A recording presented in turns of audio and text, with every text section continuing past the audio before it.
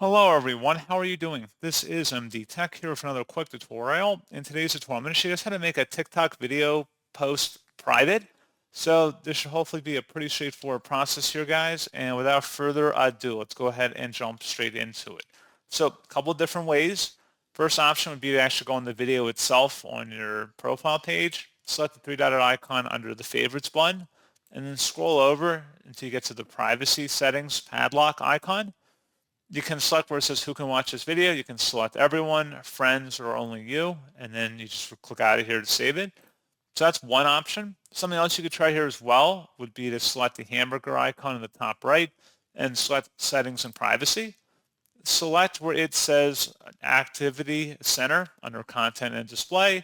Scroll down and select where it says manage post visibility.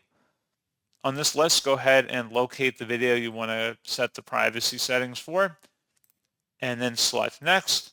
You can select only you, and you would select update, and that's all you'd have to do. So pretty straightforward process, guys, and as always, thank you for watching. I do hope I was able to help you out, and I do look forward to catching you all in the next tutorial. Goodbye.